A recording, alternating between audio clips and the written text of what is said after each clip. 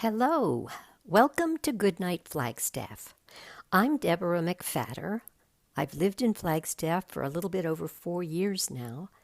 I enjoy reading and I also enjoy acting. And I've done this Goodnight Flagstaff storytelling for several times now, so it's nice to be back. Thank you for tuning in to our community story time. You can find a new chapter from one of our favorite family-friendly books at 8 p.m. each weeknight on the Literacy Center's YouTube channel and on Crater Radio, a local online radio station. The previous chapter is replayed on Crater Radio each weeknight at about 7:30, just before the new chapter airs. You can listen to all previous Goodnight Flagstaff recordings on YouTube. We are currently reading The Two Towers by J.R.R. Tolkien. If you'd like to check it out to read along with us at home, it is available at the library. Check one out today with your Coconino County Library card. Please email us if you'd like to join our team of readers and connect with your community through stories. All ages welcome. Our email is goodnightflagstaff@gmail.com. Last time we read together, Merry and Pippin recount their story to Aragorn, Legolas, and Gimli after a good meal and a smoke, of course. They answered all of their riddles from the hunt and then told them about the Ents and how they flooded Isengard and helped defeat the orcs. They also told how Wormtongue had come to Orthanc. Now that they're all caught up with one another, what do you think will happen? Chapter 10. The Voice of Saruman. They passed through the ruined tunnel and stood upon a heap of stones, gazing at the dark rock of Orthanc and its many windows, a menace still in the desolation that lay all about. The waters had now nearly all subsided. Here and there gloomy pools remained, covered with scum and wreckage. But most of the wide circle was bare again, a wilderness of slime and tumbled rock, pitted with blackened holes and dotted with posts and pillars leaning drunkenly this way and that. At the rim of the shattered bowl there lay vast mounds and slopes, like the shingles cast up by a great storm, and beyond them the green and tangled valley ran up into the long ravine between the dark arms of the mountains. Across the waste they saw riders picking their way. They were coming from the north side, and already they were drawing near to Orthanc. "There is Gandalf, and Theoden, and his men," said Legolas. "Let us go and meet them." "Walk warily," said Merry. "There are loose slabs that may tilt up and throw you down into a pit if you don't take care." They followed what was left of the road from the gates to the Orthanc, going slowly, for the flagstones were cracked and slimed. The riders, seeing them approach, halted under the shadow of the rock and waited for them. Gandalf rode forward to meet them. "Well, Treebeard and I have had some interesting discussions and made a few plans," he said, "and we have all had some much-needed rest. Now we must be going on again. I hope you companions have all rested too and refreshed yourselves." "We have," said Merry, "but our discussions began and ended in smoke. Still, we feel less ill-disposed toward Saruman than we did." "Do you indeed?" said Gandalf. "Well, I do not. I have now a last task to do before I go. I must pay Saruman a farewell visit. Dangerous and probably useless, but it must be done. Those of you who wish may come with me. But beware, and do not jest. This is not the time for it." "I will come," said Gimli. "I wish to see him and learn if he really looks like you." "And how will you learn that, Master Dwarf?" said Gandalf. "Saruman could look like me in your eyes, if it suited his purpose with you. And are you not yet wise enough to detect all his counterfeits?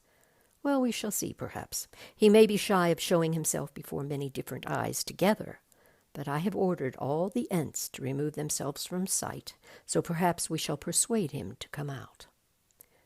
"What's the danger?" asked Pippin. "Will he shoot at us and pour fire out of the windows, or can he put a spell on us from a distance?" "The last is most likely. if you ride to his door with a light heart," said Gandalf. "But there is no knowing what he can do, or may choose to try. A wild beast cornered is not safe to approach, and Saruman has powers you do not guess. Beware of his voice." They came now to the foot of Orthanc. It was black, and the rock gleamed as if it were wet. The many faces of the stone had sharp edges as though they had been newly chiseled. A few scorings, and a small flake-like splinter near the base, were all the marks that it bore of the fury of the Ents. On the eastern side, in the angle of two piers, there was a great door high above the ground, and over it was a shuttered window opening upon a balcony hedged with iron bars. Up to the threshold of the door there mounted a flight of 27 broad stairs, hewn by some unknown art of the same black stone. This was the only entrance to the tower, but many tall windows were cut with deep embrasures in the climbing walls. Far up they peered like little eyes in the sheer faces of the horns. At the foot of the stairs, Gandalf and the king dismounted. "I will go up," said Gandalf. "I have been in Orthanc, and I know my peril." "I too will go up," said the king. "I am old, and fear no peril any more. I wish to speak with the enemy who has done me so much wrong. Eomer shall come with me, and see that my aged feet do not falter." "As you will," said Gandalf. "Aragorn shall come with me. Let the others await us at the foot of the stairs. They will hear and see enough if there is anything to see and hear." "Nay," said Gimli, "Legolas and I wish for a closer view. We alone here represent our kindreds. We also will come behind." "Come then," said Gandalf, and with that he climbed the steps, and Theoden went beside him. The riders of Rohan sat uneasily upon their horses on either side of the stair, and looked up darkly at the great tower, fearing what might befall their lord. Merry and Pippin sat on the bottom step, feeling both unimportant and unsafe. "Have a sticky mouth from here to the gate," muttered Pippin. "I wish I could slip off back to the guard-room unnoticed. What did we come for? We are not wanted." Gandalf stood before the door of Orthanc and beat on it with his staff. It rang with a hollow sound. "Saruman! Saruman!" he called in a loud, commanding voice. "Saruman, come forth!" For some time there was no answer. At last the window above the door was unbarred, but no figure could be seen at its dark opening. "Who is it?" said a voice. "What do you wish?" Theoden started. "I know that voice," he said, "and I curse the day when I first listened to it." "Go and fetch Saruman, since you have become his footman, Grima Worm-tongue," said Gandalf, "and do not waste our time." The window closed. They waited. Suddenly another voice spoke, low and melodious, its very sound an enchantment. Those who listened unwarily to that voice could seldom report the words that they had heard, and if they did, they wondered, for little power remained in them. Mostly they remembered only that it was a delight to hear that voice speaking. All that it said seemed wise and reasonable, and desire awoke in them by swift agreement to seem wise themselves. When others spoke, they seemed harsh and uncouth by contrast, and if they gainsaid the voice, anger was kindled in the hearts of those under the spell. For some the spell lasted only while the voice spoke to them, and when it spoke to another, they smiled, as men do who see through a juggler's trick while others gape at it. For many, the sound of the voice alone was enough to hold them enthralled. But for those whom it conquered, the spell endured when they were far away, and ever they heard that soft voice whispering and urging them, but none were unmoved. None rejected its pleas and its commands without an effort of mind and will, so long as its master had control of it. "Well," it said with gentle question, "why must you disturb my rest? Will you give me no peace at all by night or day?" Its tone was that of a kindly heart aggrieved by injuries undeserved. They looked up, astonished, for they had heard no sound of his coming, and they saw a figure standing at the rail, looking down upon them. An old man, swathed in a great cloak, the color of which was not easy to tell, for it changed if they moved their eyes or if he stirred. His face was long, with a high forehead. He had deep, darkling eyes, hard to fathom, though the look that they now bore was grave and benevolent, and a little weary. His hair and beard were white, but strands of black still showed about his lips and ears. "Like and yet unlike," muttered Gimli. "But come now," said the soft voice. "Two at least of you I know by name. Gandalf I know too well to have much hope that he seeks help or counsel here. But you, Theoden, Lord of the Mark of Rohan, are declared by your noble devices, and still more by the fair countenance of the house of Eorl. O worthy son of Thengel, the thrice renowned, why have you not come before, and as a friend? Much have I desired to see you, mightiest king of western lands, and especially in these latter years, to save you from the unwise and evil counsels that beset you. Is it yet too late? Despite the injuries that have been done to me, in which the men of Rohan, alas, have had some part, still I would save you, and deliver you from the ruin that draws nigh inevitably, if you ride upon this road which you have taken. Indeed, I alone can aid you now."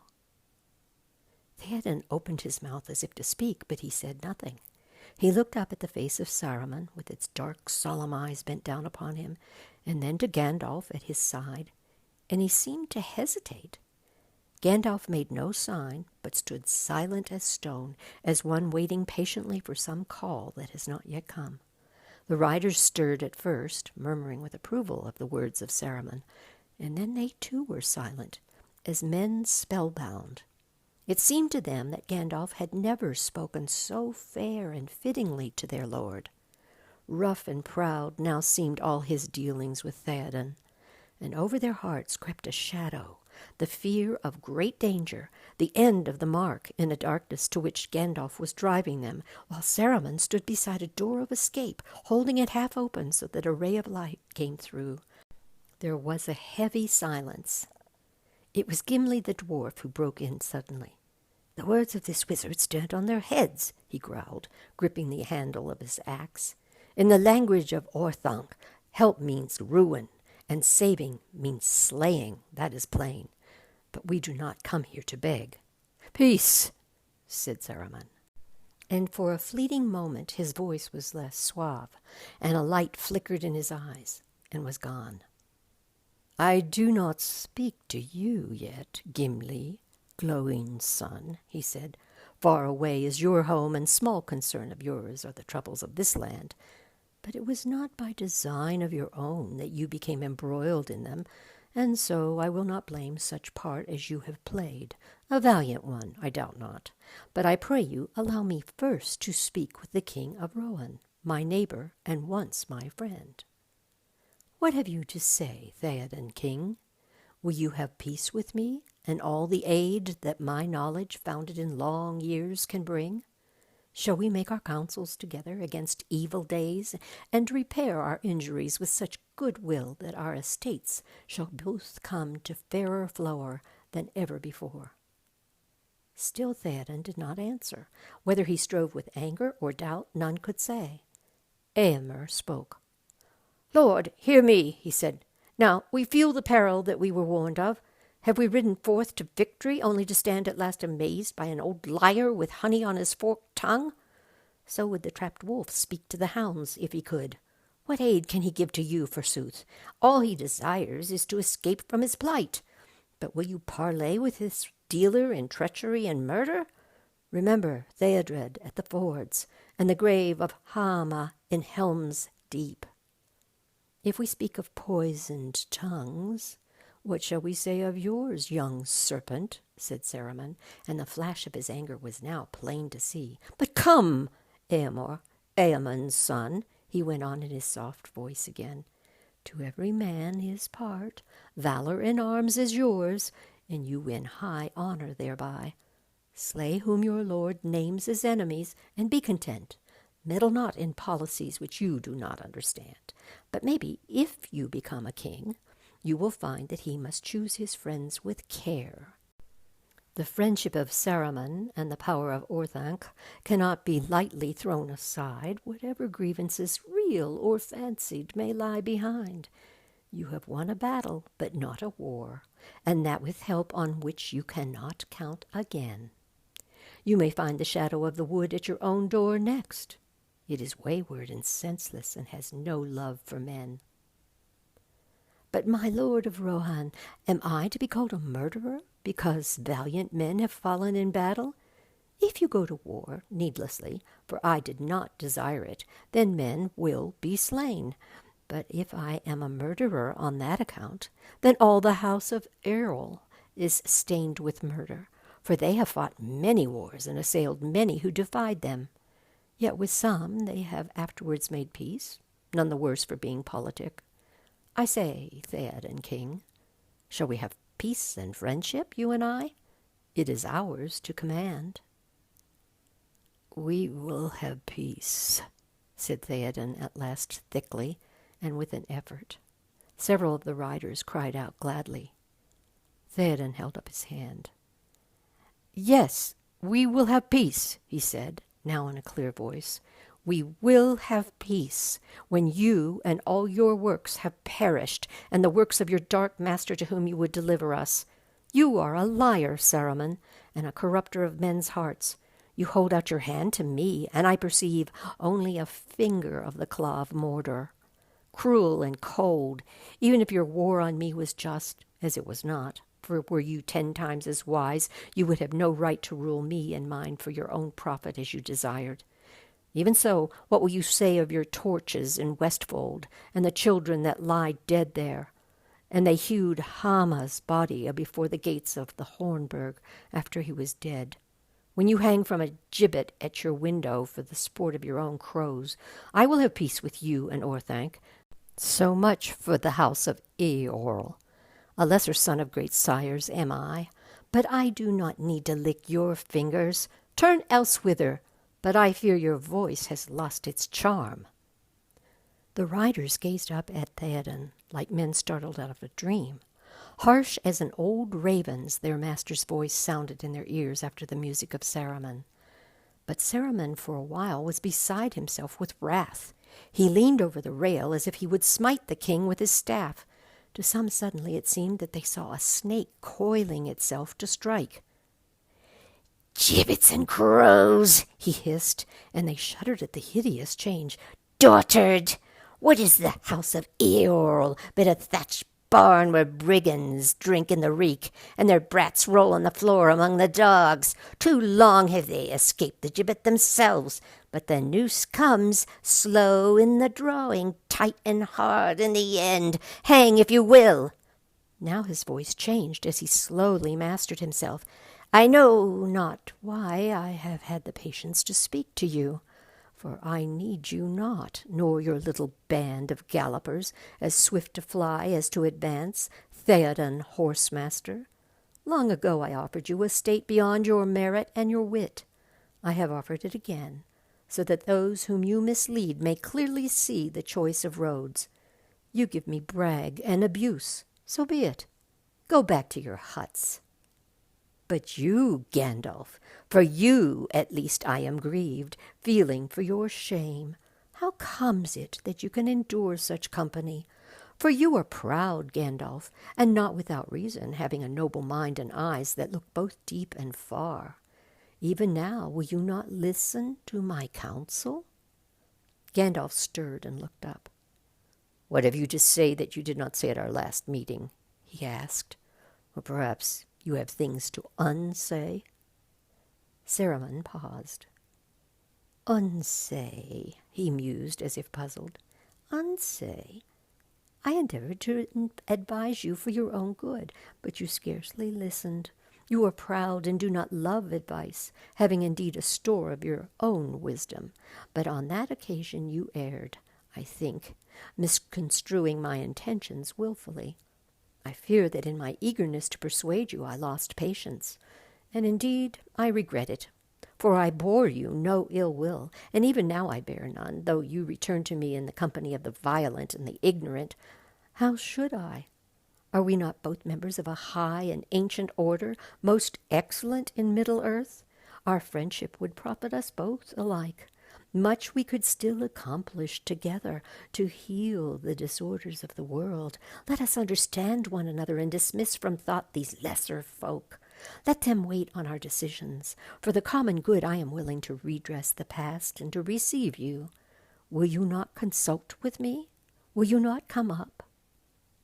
So great was the power that Saruman exerted in this last effort, that none that stood within hearing were unmoved. But now the spell was wholly different.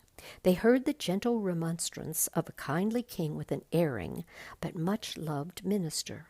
But they were shut out, listening at a door to words not meant for them, ill-mannered children or stupid servants overhearing the elusive discourse of their elders and wondering how it would affect their lot. Of loftier mold these two were made, reverend and wise. It was inevitable that they should make alliance. Gandalf would ascend into the tower to discuss deep things beyond their comprehension in the high chambers of Orthanc.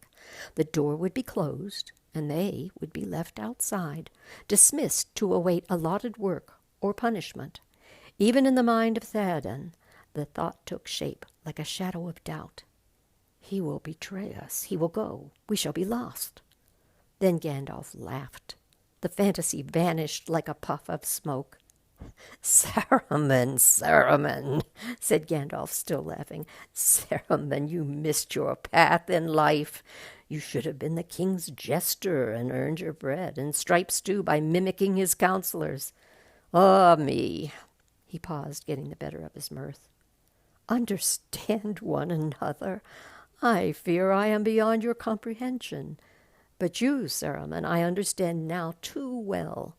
I kept a clearer memory of your arguments and deeds than you suppose. When last I visited you, you were the jailer of Mordor, and there I was to be sent. Nay, the guest who has escaped from the roof will think twice before he comes back in by the door.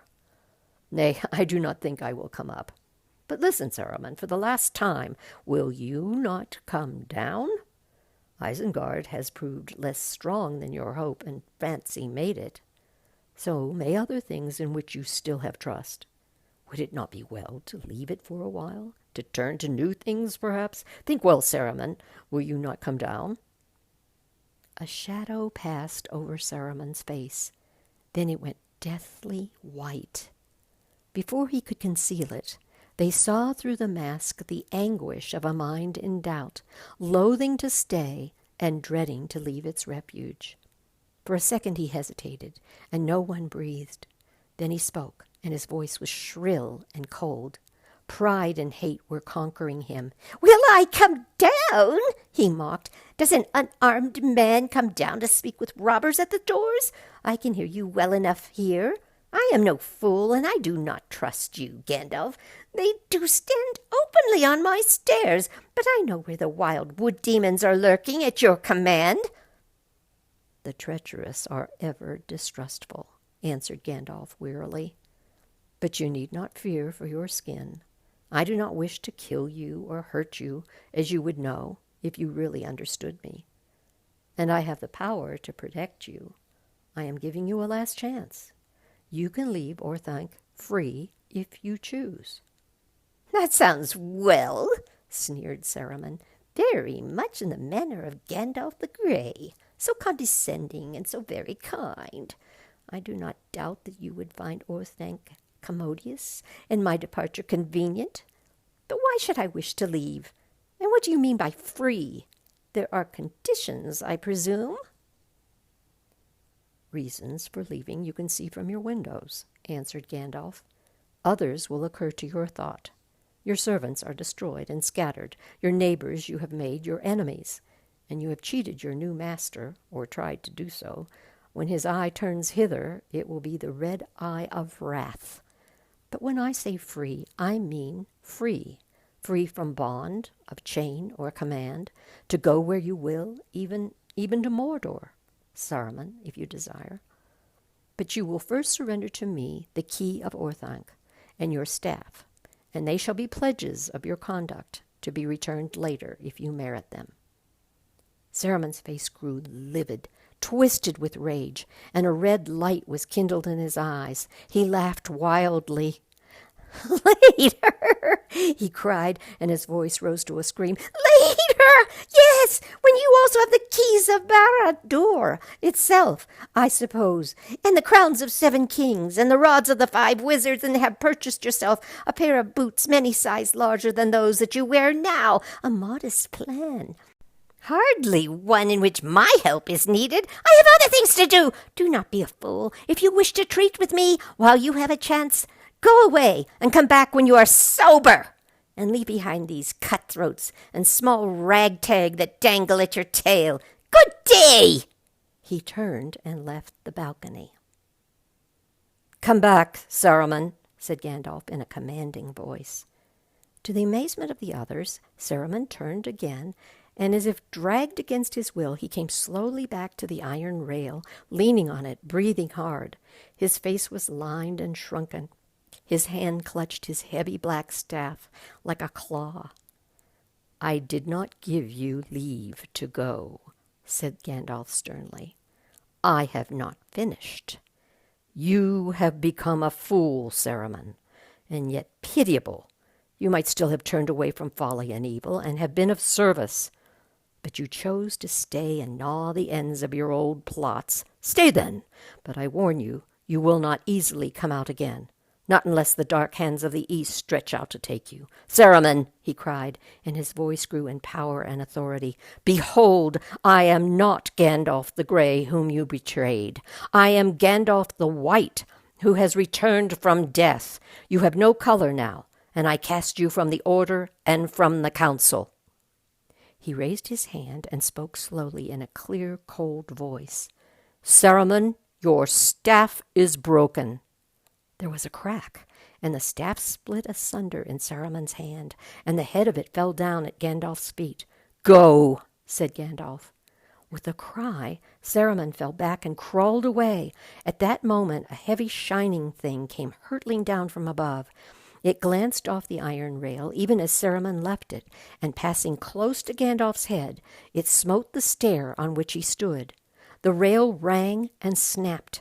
The stair cracked and splintered in glittering sparks, but the ball was unharmed. It rolled on down the steps, a globe of crystal, dark but glowing with a heart of fire. As it bounded away towards a pool, Pippin ran after it and picked it up. "The murderous rogue!" cried Éomer, but Gandalf was unmoved. "No, that was not thrown by Saruman," he said, "nor even at his bidding, I think. It came from a window far above, a parting shot from Master Wormtongue, I fancy, but ill-aimed." "The aim was poor, maybe, because he could not make up his mind which he hated more, you or Saruman," said Aragorn. "That may be so," said Gandalf. "Small comfort will these two have in their companionship. They will gnaw one another with words. But the punishment is just. If Wormtongue ever comes out of Orthanc alive, it will be more than he deserves." "Here, my lad." "I'll take that. I did not ask you to handle it," he cried, turning sharply and seeing Pippin coming up the steps slowly as if he were bearing a great weight. He went down to meet him and hastily took the dark globe from the hobbit, wrapping it in the folds of his cloak. "I will take care of this," he said. "It is not a thing, I guess, that Saruman would have chosen to cast away." "But he may have other things to cast," said Gimli. "If that is the end of the debate, let us go out of stone's throw at least." "It is the end," said Gandalf. "Let us go." They turned their backs on the doors of Orthanc and went down. The riders hailed the king with joy and saluted Gandalf. The spell of Saruman was broken. They had seen him come at call and crawl away, dismissed. "Well, that is done," said Gandalf. "Now I must find Treebeard and tell him how things have gone." "He will have guessed, surely?" said Merry. "Were they likely to end any other way?" "Not likely," answered Gandalf, "though they came to the balance of a hair. But I had reasons for trying, some merciful and some less so. First, Saruman was shown that the power of his voice was waning. He cannot be both tyrant and counselor. When the plot is ripe, it remains no longer secret. Yet he fell into the trap and tried to deal with his victims piecemeal while others listened. Then I gave him a last choice, and a fair one, to renounce both Mordor and his private schemes and make amends by helping us in our need. He knows our need, none better. Great service he could have rendered, but he has chosen to withhold it and keep the power of Orthanc. He will not serve, only command. He lives now in terror of the shadow of Mordor, and yet he still dreams of riding the storm. Unhappy fool! He will be devoured.